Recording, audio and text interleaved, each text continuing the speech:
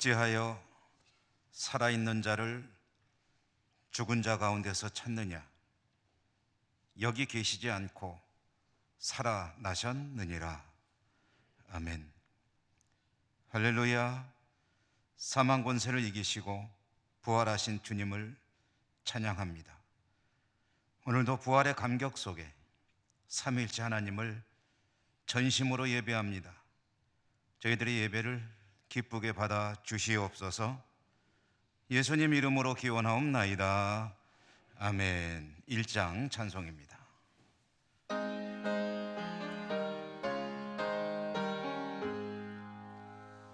만복의 근원 하나님, 온 백성 찬송 드리고, 저 천사여 찬송하세. 찬송 성부 성자 성령.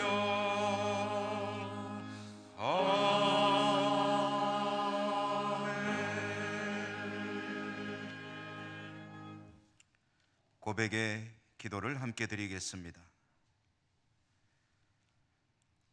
신앙의 어려움이 닥쳐올 때, 인생의 어려운 순간을 만날 때 저희들은 낙심하고 절망하며 하나님을 온전히 신뢰하고 의지하지 못했습니다.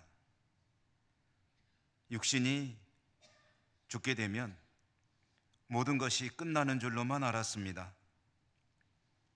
저희들의 눈으로 볼 수 있는 것만이 다인 줄 알고 주님의 뜻을 따르는 거룩한 삶을 살지 못할 때 많았습니다. 부활의 소망을 가지고 부활의 신앙으로 사는 일에도 그리 성공적이지 못했습니다. 주님, 저희들의 부족함과 연약함을 불쌍히 여기시고 부활 신앙으로 날마다 승리하는 삶을 살 수 있도록 은혜 더하여 주시옵소서. 이 시간에 계속해서 주님과 저희들 자신만이 아는 모든 은밀한 허물과 죄들 침묵 가운데 하나님께 고백합니다.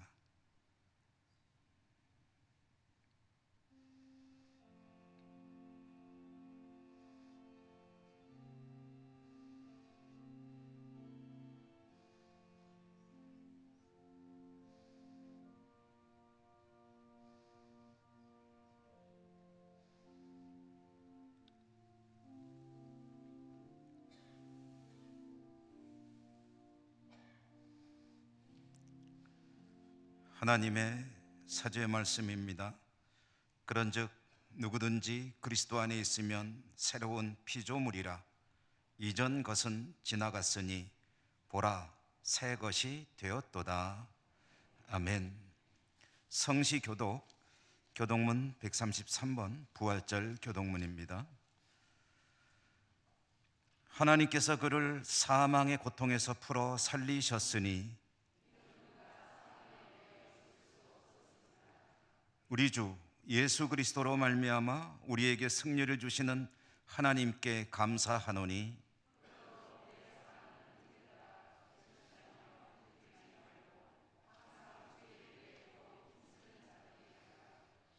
이 말을 할 때에 예수께서 친히 그들 가운데 서서 이르시되 너희에게 평강이 있을지어다 하시니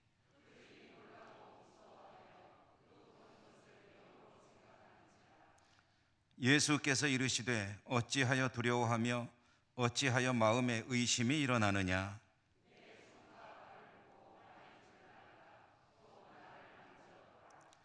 영은 살과 뼈가 없으되 너희 보는 바와 같이 나는 있느니라.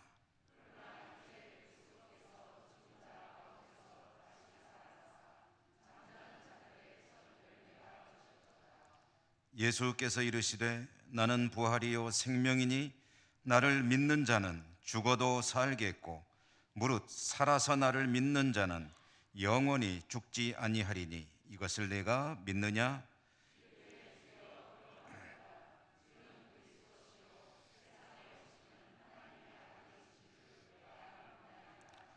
아멘. 사도신경 신앙 고백합니다. 나는 전능하신 아버지 하나님 천지의 창조주를 믿습니다. 나는 그의 유일하신 아들 우리 주 예수 그리스도를 믿습니다. 그는 성령으로 잉태되어 동정녀 마리아에게서 나시고 본디오 빌라도에게 고난을 받아 십자가에 못 박혀 죽으시고 장사된 지 사흘 만에 죽은 자 가운데서 다시 살아나셨으며 오르시어 전능하신 아버지 하나님 우편에 앉아 계시다가 거기로부터 살아있는 자와 죽은 자를 심판하러 오십니다. 나는 성령을 믿으며 거룩한 공교회와 성도의 교제와 죄를 용서받는 것과 몸의 부활과 영생을 믿습니다. 아멘. 161장 찬송가입니다.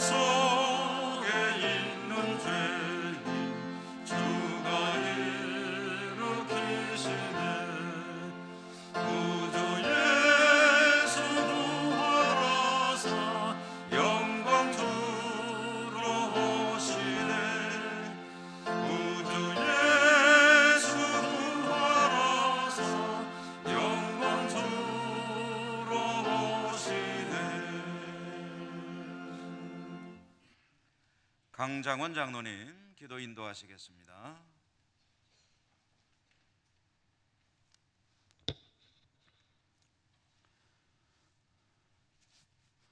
사랑의 하나님,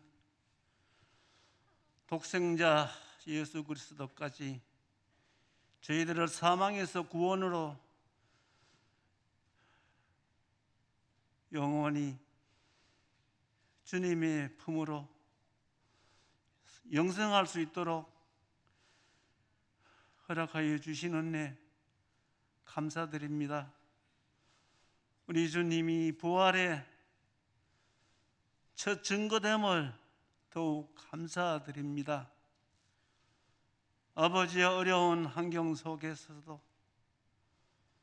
코로나로 인해서 우리 예천에도 하루에 수백 명씩 확진자가 발생했지만 그래도 저희들을 안전하게 지켜주셔서 이 자리까지 나오게 해주시고 또 지난주에는 고난주간에 우리 온 성도들이 특별 새벽 기도로 큰 은혜 받게 해 주시며 또 어제는 남성교회 회원들이 봄맞이 교회 대청소를 할 수 있도록 귀한 믿음 주셨습니다.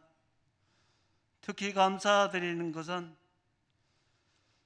이렇게 어려운 여건 속에서도 우리 온 성도들 귀한 믿음 주셔서 하나님의 것을 분별해서 잘 헌금할 수 있는 신앙생활 할 수 있도록 도와주신 것 아버지 하나님 감사드립니다. 아버지 하나님, 우리 주님은 승천하시면서 많은 사람들 보는 앞에서 내가 이 세상 끝날 때까지 너희와 함께 하겠다. 내가 너희들 처소를 예비하러 지금 간다. 이렇게 말씀하셨지만은 주님이 부활하신 증거는 성경에 무척 많이 나와 있지만은 저희들은 믿음이 부족해서 과연 내가 죽어서 흙이 되어 주님이 오실 때 주님처럼 내가 변할 수 있을까? 우리 믿음의 조상들이 과연 그렇게 될 수 있을까? 순교자들이 우리는 그렇게 종종 의심할 때가 참 많았습니다. 하나님 용서하여 주시옵소서.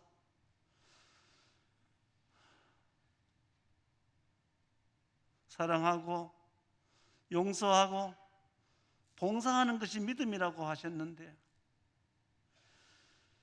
믿음 생활 제대로 하지 못했습니다. 사랑하는 모든 죄를 덮고 율법의 완성이라고 하셨지만 사랑하는 것보다는 저희들은 미워할 때가 많았습니다. 겸손하라고 하셨지만 교만할 때가 많았습니다. 시기하지 말라고 했지만은 시기하고 또는 자랑할 때도 많았고 하나님 저희들 알고 또는 모르고 지은 모든 죄들 깨끗이 씻어 용서하여 주시옵소서. 하나님 아버지, 코로나로 인해서 빈자리가 너무 많이 비었습니다. 500명 넘게 나오던 우리 성도들이 아버지의 300명 겨우 좀 이렇게 나오고 있습니다. 잠자는 영혼들을 깨워 주시옵소서. 우리 모두의 신앙의 영혼들, 우리 모두를 깨워 주시고 막달라 마리아가 어두움을 뚫고 두려움을 뚫고 예수님 무덤을 찾아간 것처럼 저희들도 항상 부활의 증인으로 잘 살아갈 수 있도록 늘 저희들과 함께 동행하여 주시옵소서. 하나님, 이 저희들 교회 아버지여, 저희들 힘만으로는 부족합니다. 하나님이 함께하여 주셔서 특별한 은혜를 내려 주시옵소서. 아버지, 오늘도 정성을 다해서 예배를 드립니다. 하나님이 기뻐하시는 예배가 되고 이 예배를 통해서 저희들은 신령한 은혜를 받을 수 있도록 하나님 축복하여 주시옵소서. 아버지, 오늘날도 세계 곳곳에서 전쟁이 일어나고 또 자연 환경 파괴가 되고 여러 가지 어려움이 계속되고 있습니다. 우리 선교사님들 그 중에서도 하나님의 말씀을 선포하실 때에 많은 열매를 맺게 도와주시옵소서. 신병과 코로나로부터 확실하게 우리 선교사님과 그의 가족들 지켜주시기를 바랍니다. 하나님 아버지, 그리고 우리 교회에 여러 재직 부서가 많습니다. 각 부서마다 앞에서 수고하시는 모든 일꾼들 하나님은 다 아실 줄 믿습니다. 그들에게 필요한 것 공급하여 주시고 아버지, 앞으로 그들이 우리 교회를 짊어지고 나갈 일꾼들입니다. 특히 우리 안수지사님들, 권사님들에게 하나님 축복하여 주시옵소서. 아버지, 교회 학교 교사들이 있습니다. 우리 학생들 아버지여, 지금은 배움의 도상에 있사오니 학문도 부지런히 익힐 수 있게 해주시고 그 위에 하나님의 말씀이 바탕이 되어서 앞으로 훌륭한 주님의 자녀로 성장할 수 있도록, 그리고 이 교회를 짊어지고 나갈 일꾼으로 다 만들어 주시옵소서. 아버지, 우리 대학 청년들이 있습니다. 그들의 앞길 주님이 무엇이 필요한지 다 아실 줄 믿습니다. 아버지, 그들을 도와 주시옵소서. 아버지 하나님, 오늘 또 말씀 들고 서시는 우리 담임 목사님, 말씀이 선포될 때에 우리들은 변화될 수 있기를 원합니다. 아버지여, 이제 노회장 임기도 벌써 반이 지났습니다. 그동안 함께 해주신 것 감사드리고, 이제 남은 임기 동안 말씀이 선포될 때마다 건 있는 말씀이 되게 해주시고, 원거리를 왕복하실 때마다 안전하게 지켜주시기를 원합니다. 아버지 하나님, 우리 부목사님들도 계십니다. 전도사님도 계시고, 그리고 여러 가족들도 계시오니 하나님, 그들에게 함께하여 주시옵소서. 아버지여, 오늘도 병상에서 무릎 꿇고 눈물로 기도드리는 우리 한우들, 아버지 하나님 치료하여 주시옵소서. 지금까지 많은 한우들이 일어남을 감사드립니다. 아버지여, 연세 많으신 우리 연로한 성도님들, 비록 몸은 힘이 들고 어렵지만은 아버지 하나님을 향한 그 믿음의 귀한 편언 잃지 않도록 하나님 항상 함께하여 주시옵소서. 아버지여, 우리 나라를 위해서 기도드립니다. 지금까지 지켜주신 건 너무 감사드립니다.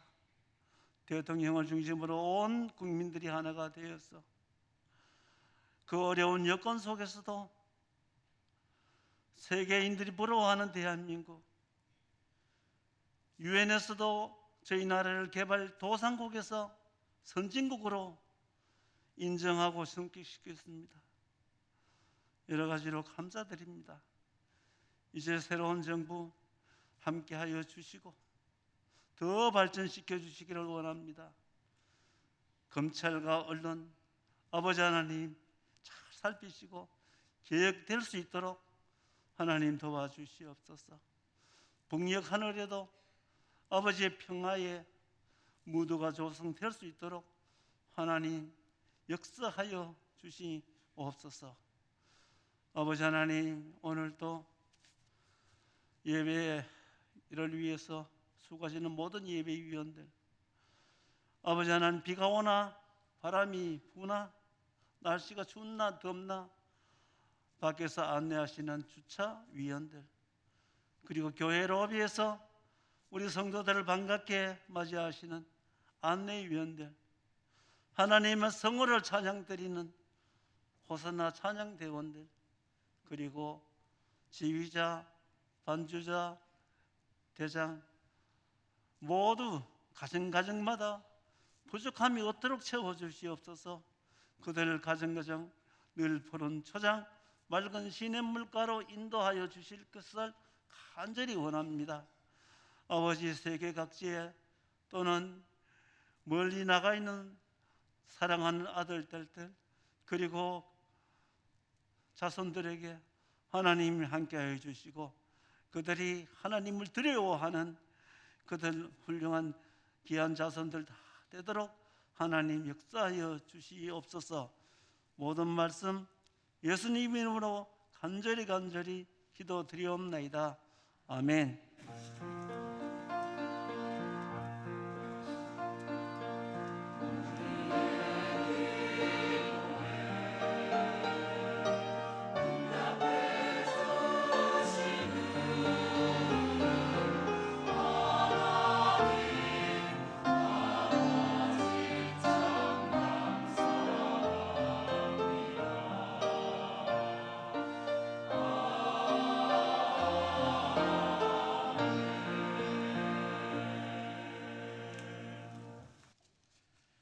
오늘 하나님께서 주시는 말씀 신약성경 마가복음 16장 9절에서 14절까지 봉독하겠습니다.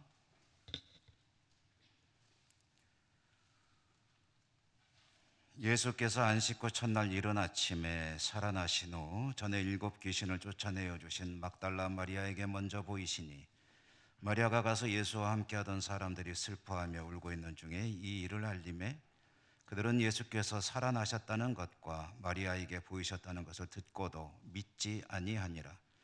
그 후에 그들 중 2 사람이 걸어서 시골로 갈 때에 예수께서 다른 모양으로 그들에게 나타나시니 2 사람이 가서 남은 제자들에게 알리었으되 역시 믿지 아니하니라. 그 후에 11 제자가 음식 먹을 때에 예수께서 그들에게 나타나사 그들의 믿음 없는 것과 마음이 완악한 것을 꾸짖으시니 이는 자기가 살아난 것을 본 자들의 말을 믿지 아니함일러라.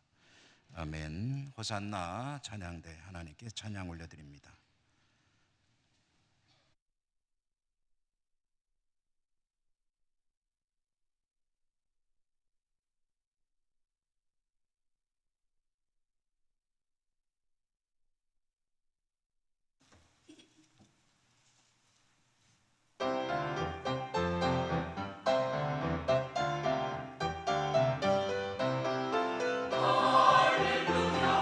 할렐루야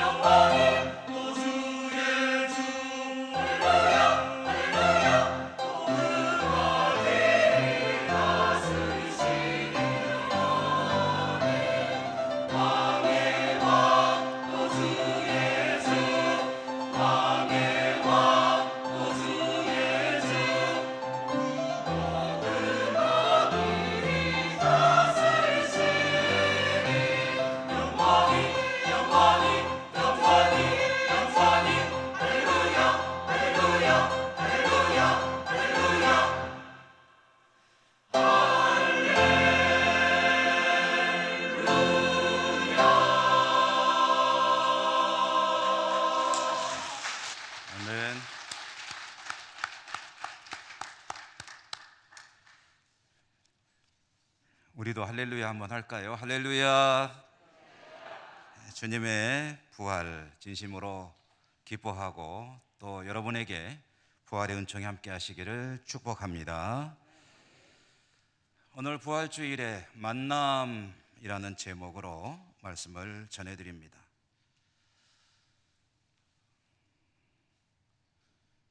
여러분 들어오시면서 느끼셨는지 모르겠습니다.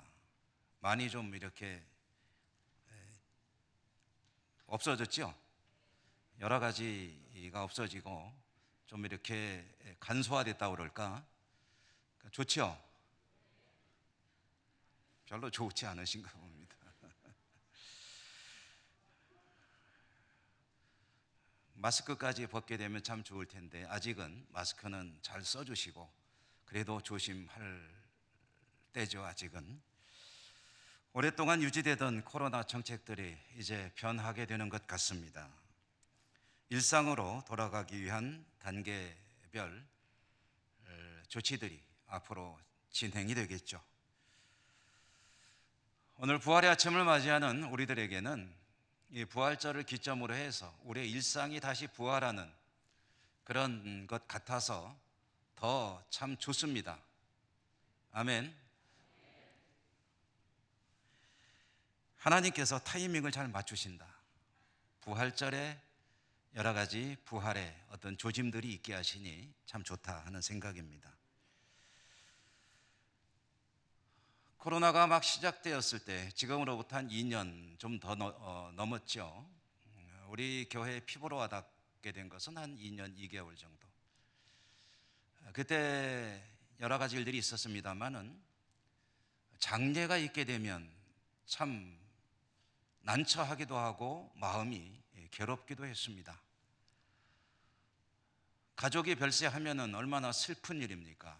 우리 교우들도 함께 슬퍼하며 위로하며 그런 장례 예식을 통해서 또 하나님의 뜻을 이루는 것인데 장례를 치르지 못하는 경우도 있었고 치루어도 조문객들은 사양하고 가족들만 옹기종기 모여가지고 장례를 하기도 했고 또 기독교 의식으로 장례를 해야 될 그런 중직자가 돌아가셔도 잠깐 가서 마치 흉내만 내는 것처럼 예배를 드리고 할 때 저도 마음이 아팠고 가족들은 얼마나 마음이 아팠겠습니까?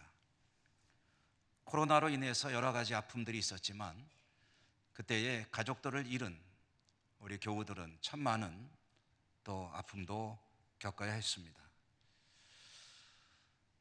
예수님의 장례 예식도 그랬습니다. 예수님은 십자가에 달려 죽으셨죠.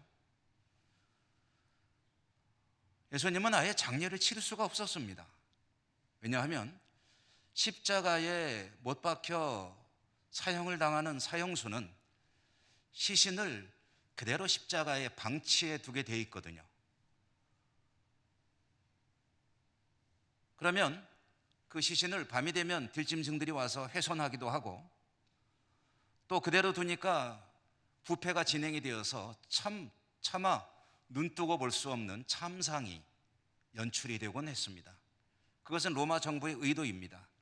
그렇게 해서 로마 정부에 저항하지 말라는 그런 메시지를 전하는 거죠. 예수님의 시신도 그렇게 될 상황이었습니다. 그런데 참 다행히도 감사하게도 용감하게 예수님의 시신을 요구하는 사람들이 있었습니다.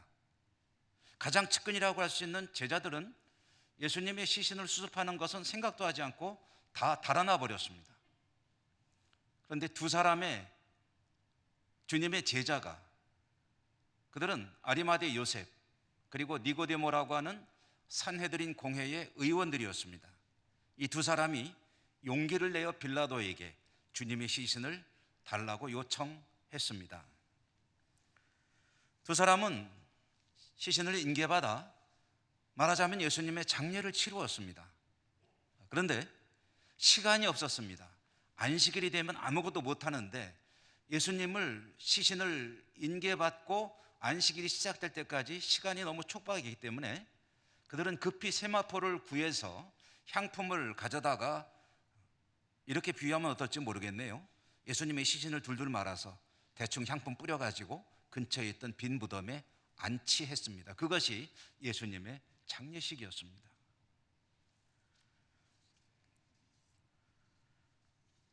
그 광경을 주시하고 있던 여성들이 있었습니다. 오늘 성경에는 그 사람들의 이름이 거명되고 있는데요, 막달라 마리아, 야고보의 어머니 마리아, 그 살로메라고 하는 사람들이 그 광경을 주시하다가 안식일이 지나기를 기다렸고, 안식일이 지나자마자 향품을 구해서 예수님의 무덤으로 달려갔습니다. 이것은 어떤 의도가 담긴 행동이냐 하면, 예수님의 장례가 너무 어설프게 치러졌기 때문에 장례용품으로 쓰여지는 향품을 자신들이 또 서둘러 구입을 해가지고 조금이라도 장례를 좀 더 보완하려는 의미로 그 향품을 들고 안식일이 지나자마자 달려간 것입니다. 여성들은 허둥지둥 달려갔습니다. 무덤에 당도했습니다. 그런데 무덤에 당도한 그들은 경악하지 않을 수 없었습니다. 무덤에서 예수님의 시신을 볼 수 없었기 때문입니다. 예수님의 시신 대신 그들은 그 무덤에 있는 천사를 만났습니다.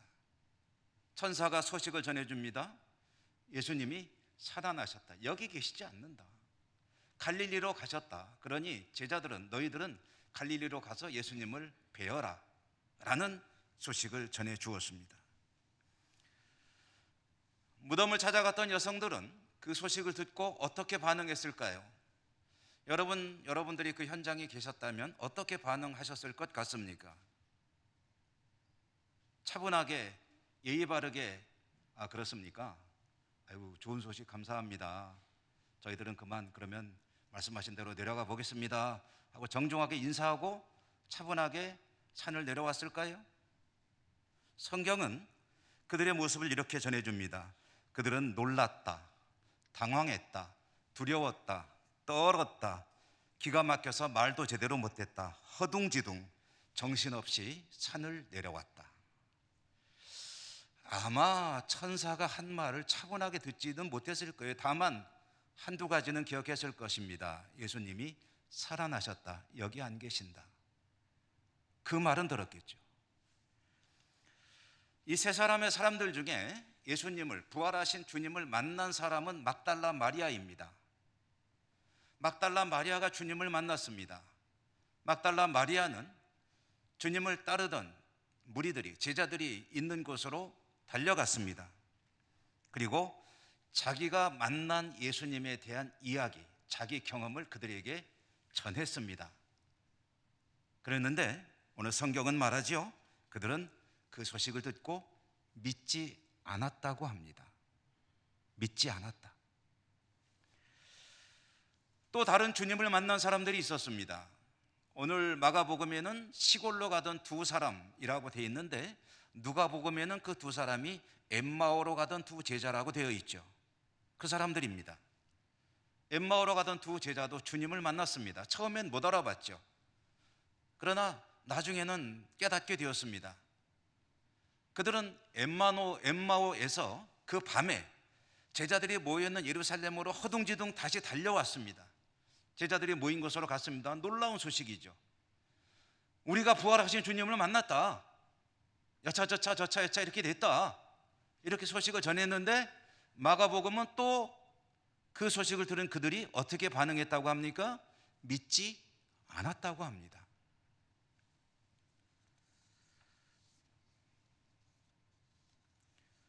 예수님은 11 제자가 음식을 먹을 때에 비로소 그들에게 나타나셨습니다. 그들을 꾸짖으십니다. 부활하신 주님을 만난 사람들이 그 소식을 전해 주었음에도 불구하고 그들은 믿지 않았습니다. 그 믿지 않았다는 일 때문에 주님은 그들을 책망했습니다. 자, 그런데요, 여러분, 오늘 성경이, 우리가 받은 이 말씀, 마가복음의 이 말씀이 그 사실을 대단히 강조하고 있습니다. 오늘 우리가 받은 말씀은 비교적 짧은 말씀 아닙니까? 이 짧은 본문 가운데 믿지 아니하니라, 믿지 않았다는 말이 3번 등장합니다. 굉장히 믿지 않았다는 것을 강조하는 거죠.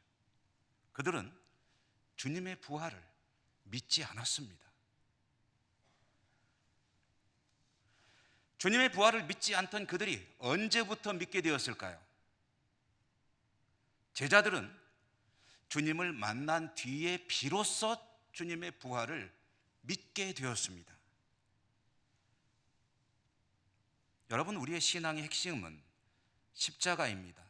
그리고 부활입니다. 주님의 십자가와 함께 부활을 확고하게 믿어야 합니다.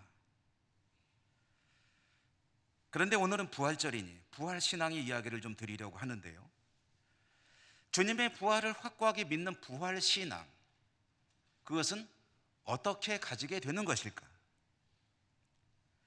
오늘 우리에게 주신 이 마가복음의 말씀은 부활신앙이란 어떻게 가지게 되는 것인지를 아주 냉철하고도 명료하게 보여주고 있습니다.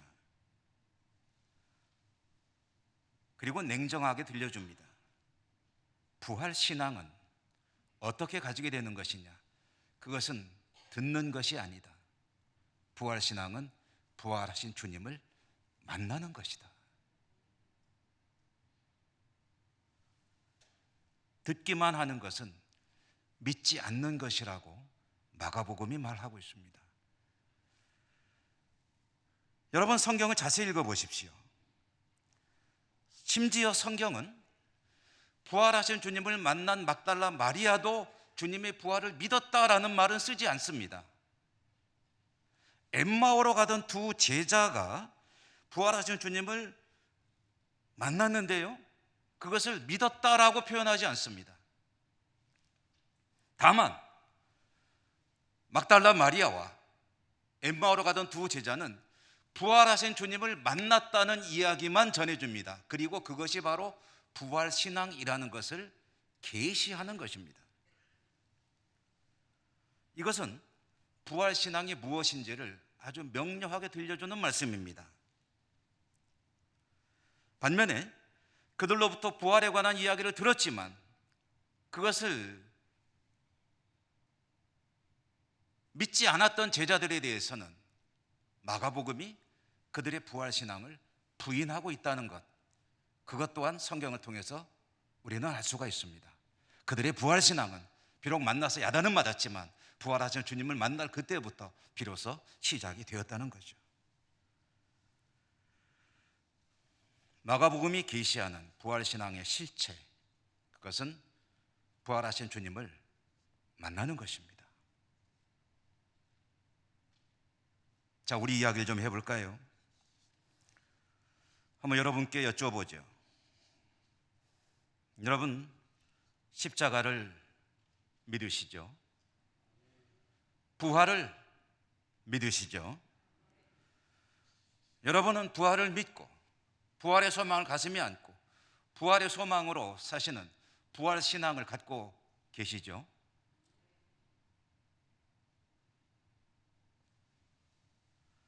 주님 다시 오실 때 부활의 첫 열매가 되신 주님께서 부활하셨으므로 나도 부활하여 영원한 삶으로 들어가게 될 것임을 믿으시죠?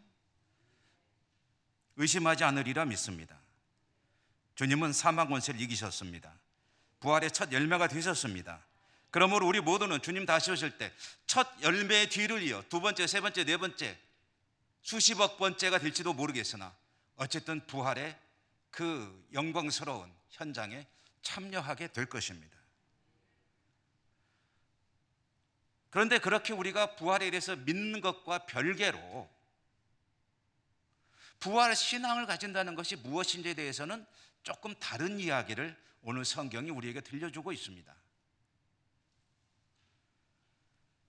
다시 말해서 성경에 말하는 부활 신앙은 단지 주님께서 부활하셨다는 것을 아는 것에 그치는 것이 아닙니다. 그것을 내 입술로 인정했다는 것이 부활 신앙이라고 말하지 않습니다. 부활 신앙은 아는 것, 생각하는 것, 내가 믿는다고 내 입술로 고백하는 것에 그치는 것이 아니라 부활하신 주님을 만날 때 비로소 시작되는 것이라는 것을 오늘 마가복음이 강조하고 있는 것입니다. 그러므로 이렇게 한번 다시 여쭤볼까요? 여러분, 부활하신 주님을 만나셨습니까? 소리가 좀 작아진 것 같습니다. 부활하신 주님을 만나셨습니까? 기억이 없으십니까? 아리송하십니까? 만났는지 안 만났는지? 사실 우리에게는 문제가 있습니다. 여기 성경 속에 나오는 사람들은 부활하신 주님이 그들 곁에 계실 때 살던 사람들입니다. 주님은 십자가에 죽으셨지만 부활하셔서 40일간을 이 땅에 계시다가 승천하셨습니다. 이 땅에 계시는 동안에는 주님을 만날 수 있죠. 그들에겐 그런 기회가 있었습니다. 그러나 우리는 기회가 없지 않느냐? 지금 주님은 부활하셔서 하나님 보좌 우편에 계신데 우리가 어떻게 만나느냐? 이렇게 강변할 수 있겠죠. 그럼에도 불구하고 우리는 주님을 만났다는 나름대로의 믿음과 확신을 가지고 간증하는 이들도 있습니다. 어떻게 주님을 만나셨습니까? 여쭤보면 저는요, 제가 신비로운 경험을 했거든요. 어느 집회에 참여해서 뜨겁게 기도하던 중에 확실하게 주님을 만났습니다 라고 간증하는 분도 있을 것입니다. 나는 성경을 읽다가 정말 주님이 나를 사랑하시고 나를 위해 십자가에 죽으시고 부활하셨다는 것을 확실하게 알게 되었습니다. 나는 부활하신 주님을 만났습니다. 이렇게 말씀하시는 분도 계실 겁니다. 나름대로 이런저런 자신의 경험들을 통해서 주님을 만났다는 그런 경험들, 인식들, 그리고 간증들을 가지고 계실 것입니다. 그런데 그와 같이 내가 주님을 만났다는 어떤 경험을 가지고 있음을 내 입술로 고백한다고 해서 그것이 부활하신 주님을 만난 증거가 될 수 있을까요?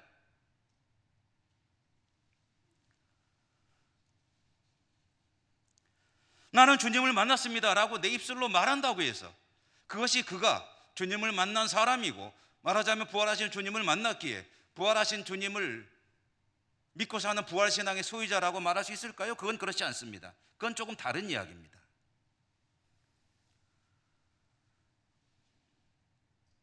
여러분, 성도가 주님을 만났느냐 안 만났느냐, 그가 말하는 대로 정말로 만난 것이냐 라는 것은 무엇으로 입증되는 것일까요?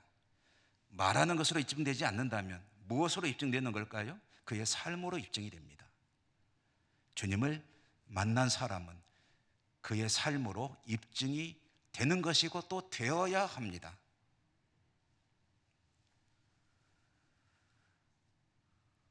오늘 성경이 계시하는 대로 부활신앙은 주님과의 만남으로, 부활하신 주님과의 만남으로 시작된다고 한다면, 그 만남이라는 것이 부활신앙의 증거라고 한다면, 이 만남이라는 말 속에서 우리는 부활신앙이 무엇인지에 대한 답을 찾을 수가 있습니다. 여러분, 만남은 무엇입니까? 만남이라는 것은, 특별히 부활하신 주님과의 만남이라는 것은, 그것은 함께 사는 것을 의미합니다. 부활하신 주님과의 만남은 부활하신 주님과 더불어 함께 동행하며 살아가는 것을 의미합니다. 저는 이 이야기를 자주 말씀을 드리는데 결혼 생활에 비유해서 말씀을 드리죠. 여러분, 결혼에 대해서 잘 아시죠? 결혼이 무엇입니까? 관공서에 혼인신고하는 것이 결혼입니까? 결혼 예식을 가지는 것이 결혼입니까? 내가 결혼했다는 사실을 아는 것이 결혼입니까? 그런 것을 수긍하고 인정하면 그게 결혼한 것입니까? 물론 이런 것들도 포함이 됩니다. 그러나 결혼의 핵심은 만남에 이어지는 생활입니다. 결혼은 두 사람이 만나서 한 가정을 이루고 함께 살아가는 것입니다. 그래서 결혼이라는 말 뒤에는 생활이라는 말을 붙이죠. 결혼 생활입니다. 믿음도 생활이라고 말합니다. 믿음, 오늘은 부활신앙 이야기니까 부활신앙, 그것은 무엇입니까? 부활신앙은 부활하신 주님을 만나는 것인데, 그가 주님을 만났다는 것은 어떻게 입증이 되느냐? 그것은 그가 부활하신 주님과 함께 살아가고 있느냐 아니냐에 의해서 입증이 됩니다.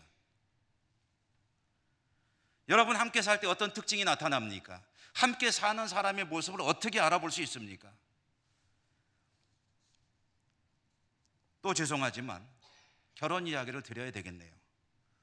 저는 제 아내와 결혼한 지 40년 됐습니다. 안 놀라시네요. 40년 동안 한 여성만 바라보고 사는 제가 놀랍지 않습니까?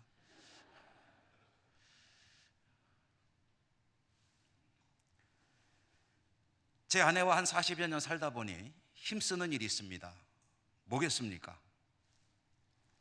아내가 좋아하는 일은 하려고 나름대로 노력합니다. 싫어하는 일은 하지 않으려고, 피해보려고 노력합니다. 이것은 제 아내도 마찬가지입니다. 제가 좋아하는 일은 하려고 애쓰는 게 눈에 보입니다. 싫어하는 것은 안 하려는 것이 보입니다. 물론 세월이 흐르다 보니까 조금 둔해지긴 했지만 그래도 그렇습니다. 그리고 그것이 저와 제 아내가 결혼해서 부부로 살아간다는 증거입니다. 저는 저대로, 저 좋은 대로, 아내는 아내가 좋은 대로, 내키는 대로, 원하는 대로, 자기 편한 대로 두 사람이 각자 살아간다면 부부라는 이름은 있을지 모르겠으나, 그래서 한 집에서 함께 살아가고 있다면 그것이 결혼한 것이라고 말할 수 있겠습니까? 결혼 생활이라고 할 수 있겠습니까?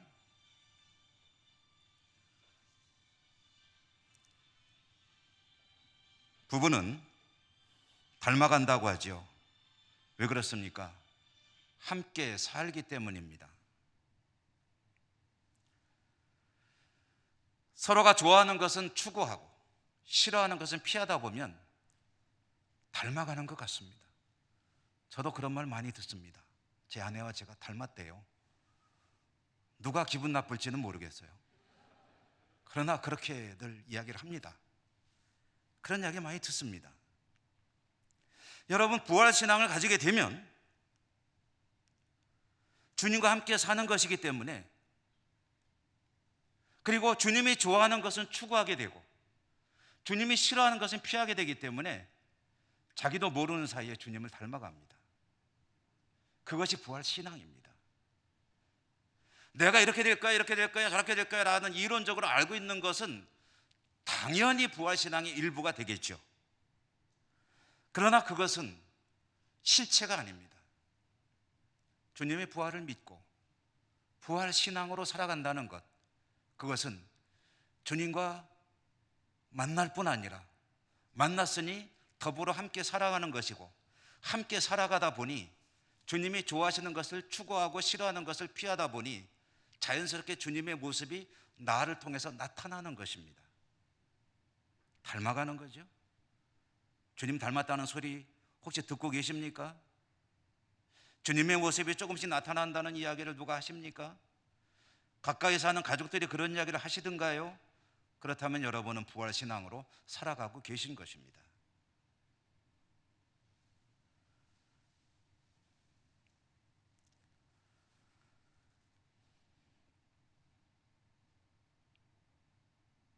부활은 감격스러운 일이죠. 부활은 우리에게 가장 큰 소망입니다. 부활은 죽음 이후에 있게 될 일입니다. 먼저 죽어야 부활이 있게 됩니다. 세계적인 심리학자이자 영성신학자인, 지금은 별세하신 헨리 나우엔이라고 하는 분이 계십니다. 저는 이분의 저술들을 참 좋아하고 한동안 열심히 읽었고, 그 중에 가장 인상 깊게 보았던 책 중에 하나는 이런 제목의 책입니다. 죽음, 가장 큰 선물. 뜻은 죽음이라는 것은 신이 우리에게 준 가장 큰 선물이라는 그런 제목의 내용이죠. 왜 죽음이 가장 큰 선물이라고 했을까요? 죽음은 고통스러운 일입니다. 두려운 일입니다. 피하고 싶은 일입니다. 힘든 과정일 것입니다. 경험해 보지 않았으니까 모르지만 아마 그러리라고 생각됩니다. 그런데 그 두렵고 무섭고 피하고 싶고 고통스러울 그 과정을 지나게 되면 부활의 소망을 가진 이들에게 주어지는 그 삶이 무엇입니까? 하나님과 얼굴을 맞대고 사는, 영원히 사는 삶입니다. 여러분, 주님을 그리워하시죠? 만나고 싶으시죠? 믿기는 하지만 만나고 싶진 않으십니까? 주님을 만나고 싶고 대면하고 싶고 주님과 손잡고 살고 싶고 주님으로부터 칭찬도 좀 받고 싶고 좀 안아주시면 좋을 것 같고 주님과 더불어 살아가는 삶을 원하지 않으십니까? 지금은 그런데 그리워만 하죠. 우리 눈으로 보지도 못하죠. 그러나 그 죽음이라는 과정을 거치게 되면, 부활하게 되면 그 그리운 주님과 얼굴을 맞대고 살게 될 것이요, 영원히 살게 될 것이요, 그것은 너무나도 우리가 소망하는 일이기 때문에 그런 의미에서 죽음은 신이 우리에게 주는 가장 큰 선물이라는 그런 취지의 이야기입니다. 이렇게 보면 부활신앙이라는 것은 부활하신 주님과 더불어 그분을 만나고 함께 살아가며 서로 맞춰가며 주님에게 내 자신을 맞춰가다 보니 나도 모르게 주님을 닮아가는 그런 것이 부활신앙이라고 한다면 부활의 소망은 무엇입니까? 결국은 그 주님과 함께 영원히 더불어 살아가는 것에 대한 소망이라고 보니 결국은 부활의 가장 중요한 알맹이는 주님과의 만남이고 함께 사는 것이라는 것을 우리는 깨닫게 됩니다. 여러분, 부활절이 여러분에게 어떤 의미로 다가오십니까? 부활신앙을 가져야 되겠다는 생각을 하시면 무엇이 그 실체로 여러분에게 다가오십니까? 부활신앙은 주님과 함께 사는 것이고 주님을 닮아가는 것이고 닮아가기 위해서 주님이 기뻐하실 일에 힘쓰는 삶을 살아가는 것을 의미합니다. 부활의 소망이 우리에게 가장 큰 능력이 됩니다. 죽음도 극복할 수 있는 그 소망은 부활의 소망 이외에 무엇이 있겠습니까?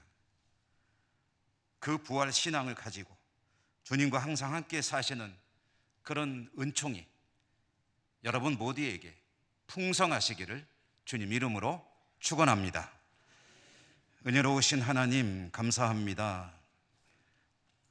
금년에도 어김없이 부활주의를 맞이합니다. 우리는 부활 신앙을 떠올리며 또 다짐도 해봅니다.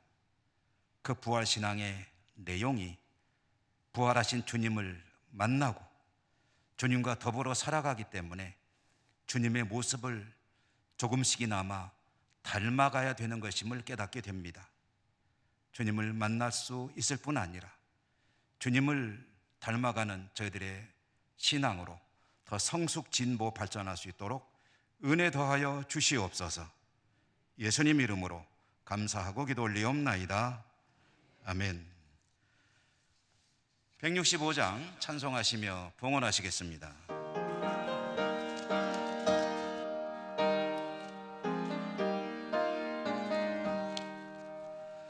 주님께 영광 다시 사신 주 사망 권세 모두 이기시었네. 흰 옷 입은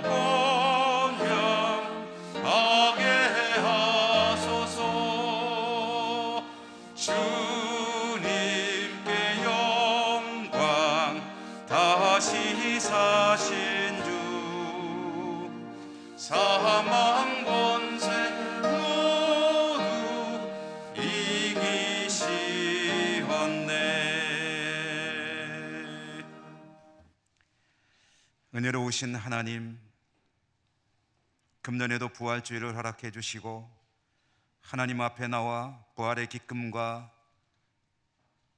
감격 속에 하나님께 영광의 예배를 올려드리게 하시니 감사합니다.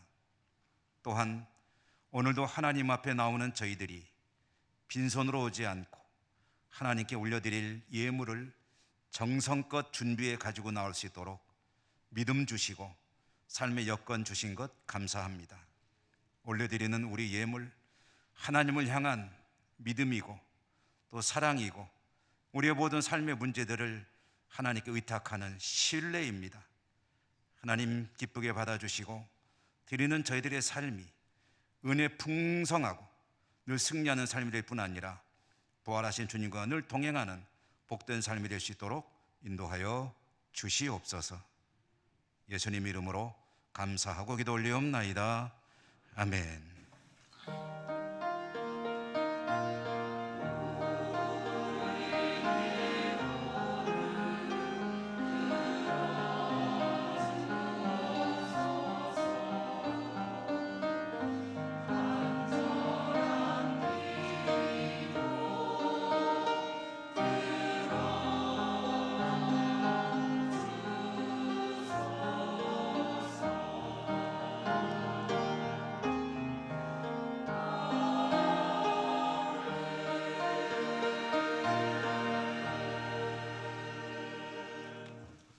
교회 소식 전해드립니다.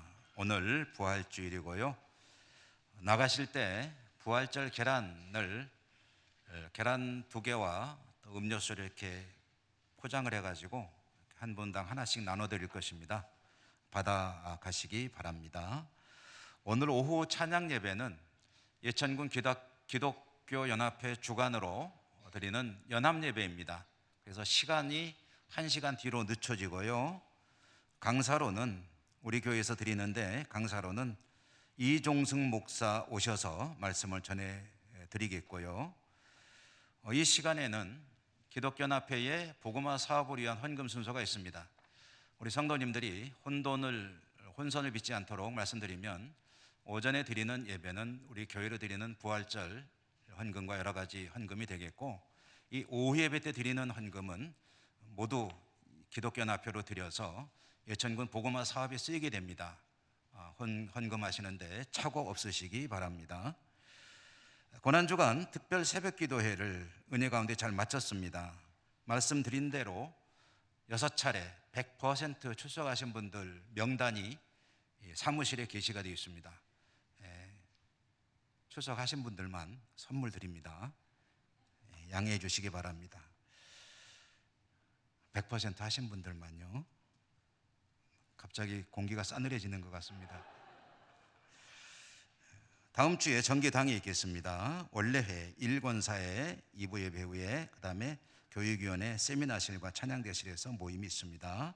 영주노예 여전도연합회 35회 임원단 세미나 4월 21일 목요일 오후 1시 30분 풍계 성내교회에 있고요. 우리 여전도회에서 관심을 가져주시기 바랍니다. 우리 교역자 부임 육상견 전도사님 앞으로 나오셔서 인사하겠습니다. 육상견 전도사님은 진현수 목사님 후임으로 오셨고 그 사역을 맡아서 하실 텐데 체격이 아주 당당하죠. 앞으로 수고 많이 해주십시오 하는 의미에서 인사하실 때 큰 격려의 박수 주시기 바랍니다. 예, 인사.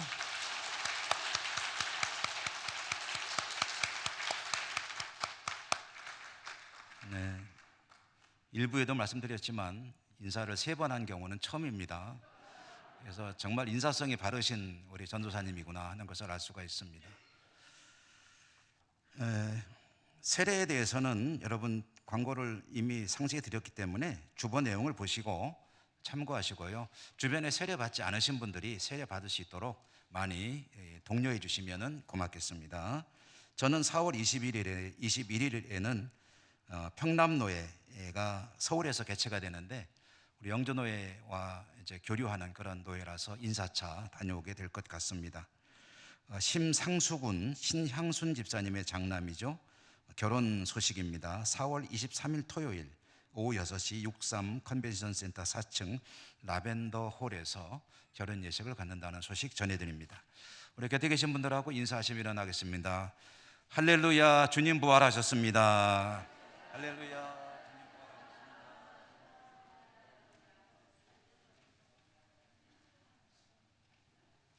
주기도성과 축도로 예배를 마치겠습니다.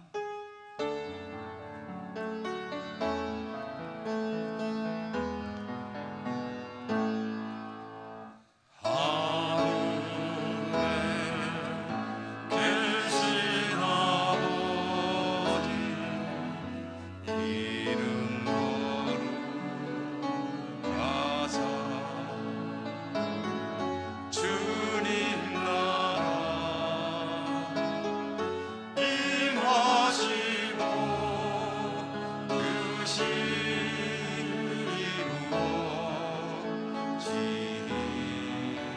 이루어지이다.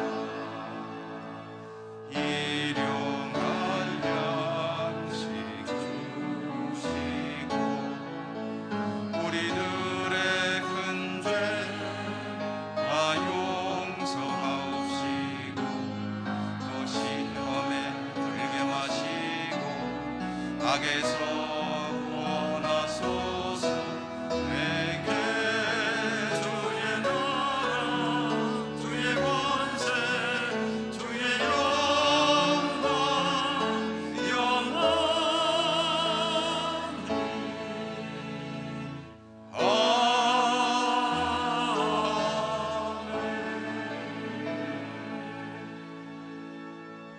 부활주의를 맞이해 하나님을 예배하고 삶의 자리로 나가는 주의 백성들을 기억하시고 축복해 주시고 흩어져 살아가는 우리 모든 가족들 있는 곳마다 하나님 복내려 주시옵소서. 예수님 이름으로 감사하고 기도 올리옵나이다. 아멘. 주 예수 그리스도의 은혜와 하나님 사랑과 성령님 교통하심이 주의 백성들 머리머리 위에와 모든 삶의 자리 위에 항상 함께 하시옵기를 축원하옵나이다. 아멘.